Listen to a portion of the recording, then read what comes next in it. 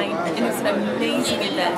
We have a house full, everybody is lively and full of positive energy, celebrating the legacy of the Buffalo Soldiers. I mean, we're having dinner, and then we're having a silent auction with unbelievable pieces for you to take home with you. And so welcome, and come on in and share in this great historical event. Thank you. Hi, this is Annual from Love and Sunshine Media, where love always shines. And we're here tonight at the gala honoring those soldiers, the Buffalo Soldiers, at the Buffalo Soldiers Museum here in Houston, Texas. And I have the founder here with me, Captain. How are you? Great. You doing all right tonight? Outstanding. Yes, well, I'm so excited to be here. And again, thank you for your contributions to Houston and all of these wonderful artifacts. It is important that we know and to educate the Buffalo Soldiers. So please tell me, why was it important to you to honor these soldiers and have the museum? Well, these men did what they did, not necessarily for themselves, but for those that came behind them. So actually, when I first read about the Buffalo Soldiers, I was an ROTC cadet at Prairie View A&M University back in the 1960s. And I read 2 paragraphs in one military book about the Buffalo Soldiers and became very intrigued about these black men in their blue uniform. And that took me on a 40-year journey. So most of the artifacts and documents, memorabilia you see here was a part of my private collection. And because of your private collection, I recently learned it was your wife who told you gotta do something with these. Is that correct? Oh yeah, I had to say the marriage. You had to say She the said, marriage. honey, it's time to get some of this stuff out of this house. So it was over 30 years of items just everywhere. We finally decided to rent a building, one room in a building, and then in 2012 we moved here to the Lifeguard Owner. Well, that's a wonderful, interesting fact. And like I always say, behind every great man, there's a wonderful woman. So thank you to your wife for pushing you to, do something with those artifacts. But because she did that, now we have this beautiful museum where everyone can come and learn the history, our history, about what those Buffalo Soldiers did, how they helped just nurture our country and give back, and by spreading love, not just for our people, but for all people. Thank you very much. Thank you so much. My pleasure. Hi, this is from Love and Sunshine Media, and you know where love always shines. And I am here with none other than Miss Deborah Duncan, and we all know her as the host of Great Day Houston. How are you? I'm good. You look wonderful. Thank red you. And the bob working, very chic. Love it.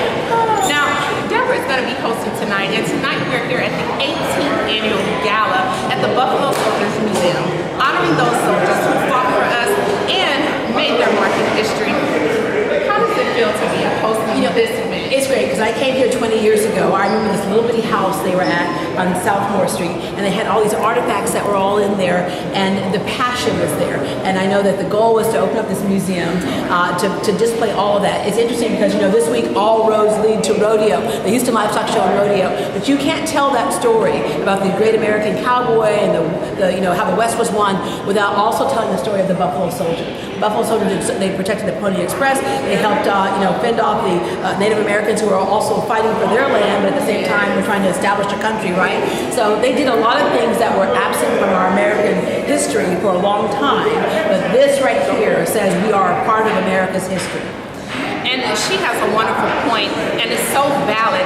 And I want to ask you a question, since we're both women and we definitely had to fight to get to where we are today. Did you know that there was one female Buffalo? Yes, she was hiding out. She was hiding out, and they did not find out about her until she kept going back to infantry because she was getting sick. But she was honorably discharged. Can I just say this though? That's the one soldier I would not want to make mad. I agree with you. So since you are hosting, I'm so glad that you gave a piece of history. And you're right, the rodeo, everything is tying into this. How important do you feel that it is a need to educate our children, not just our African American children, but all children about what? Well, when we say America, what is that, right? Yes, it's everybody. And America is, yes, it's that patchwork quilt of everybody. And I just remember how I felt when the first time I saw an African-American female in a history book. As a little girl in 7th grade, I saw Barbara Jordan. It was a little bitty square like that. It's the first time I'd ever seen that. And I was like, oh my gosh, I symbolically played a role in this country as well. But I think further back when we look at slavery, and we forget that slavery was an ugly, awful thing, but in it, America established its economic base. This country would not be what it was if not for what was written off the backs of slaves. Did you hear that? It would not. We would not be the economic power we are today had it not been for those slaves that pulled up that economic right. So I think it was shameful, it was disgraceful, it was awful. But what we can claim out of it, because it happened and we can't change it, is that this country would not be the power it is today had it not been for those slaves who persevered. But I think the reason why it's important, to your point, is that as a kid, my parents are in their 90s, so as a kid, I knew that I could not just not do anything in society. I had to give back. I had to get my education. I had to contribute, because that was the way to honor my parents, their parents, and my dad's grandparents were actually sold into slavery in 1863. So it's not that long ago.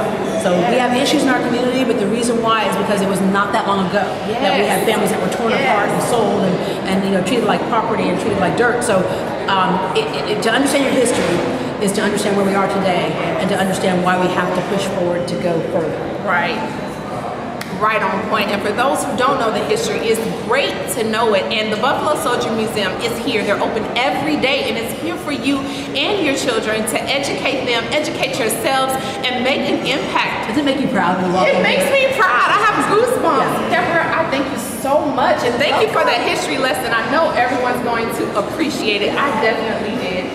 Thank you. Any last words? You're welcome. The only thing is to be proud of what happened before you got here and honor what happened before you got here. Yes, and make sure you keep working to do better each and every day. That's right. Yes. Strong. All right. Houston strong. Houston strong. We're just strong. And you know what? That's what Love and Sunshine is. Love always shines. Peace.